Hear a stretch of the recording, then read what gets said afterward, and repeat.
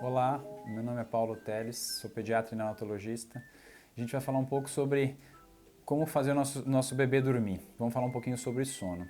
Acho que é importante a gente começar falando sobre segurança. Como é que a gente vai colocar o bebê para dormir? É muito importante falar sobre a maneira segura e o que vai diminuir o risco de um nome feio, de uma situação que a gente sempre teme, chamada síndrome da morte súbita, que é o bebê, na verdade a gente não sabe ao certo a causa, mas tem uma associação muito grande com a posição que o bebê vai dormir no colo. Então existem várias teorias, né? A principal delas é que o bebê acaba respirando o mesmo ar e aí ele acaba aumentando a respiração, aumentando a incidência de gás carbônico e muitas vezes faz uma asfixia.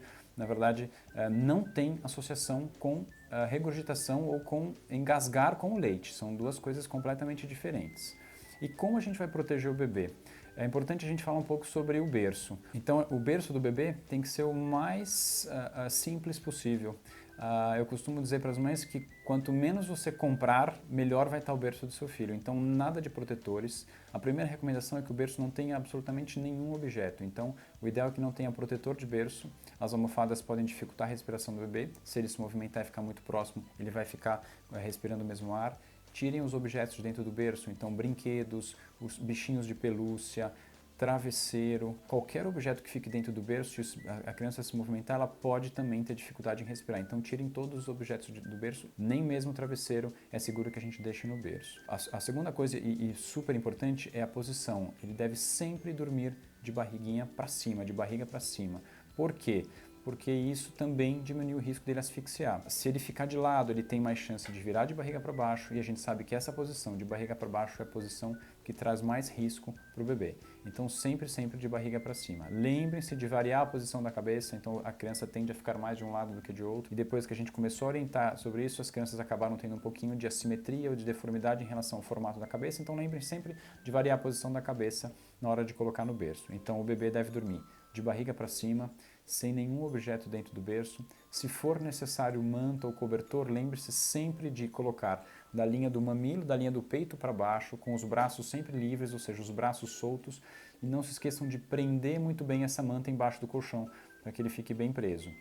E aí, dessa maneira, com a movimentação da criança, por exemplo, com a movimentação das pernas, essa manta não tenha risco de ir para o rosto, não tenha risco de dificultar a respiração. Evitem, inclusive, as mantinhas e aquelas fraldinhas que a gente costuma colocar com o bebê um pouco maior, tudo bem, mas nessa fase inicial evite também. Então, barriga para cima, berço livre e, se for preciso, manta muito bem presa. Algumas vezes as mães me perguntam sobre o uso daqueles charutinhos que são seguros, sim. Então lembre-se sempre de deixar a criança muito bem presa, barriga para cima e lateralizar o rosto, tá bom? Então na hora que a criança dormir, na hora que ela tiver aprofundado o sono, você pode fazer esse charutinho, mas se ela já estiver começando a se movimentar, então normalmente a partir de 3 meses, que é o risco, quando a criança começa a se movimentar e tem risco de rolar, a gente recomenda que não se use mais esse charutinho. Então lembrar de deixar de barriga para cima, de tirar os objetos, deixar sempre os braços livres. O colchão deve ser um colchão mais para duro, então não é muito legal que a criança durma num colchão muito macio, isso pode atrapalhar e aumenta o risco de morte súbita também.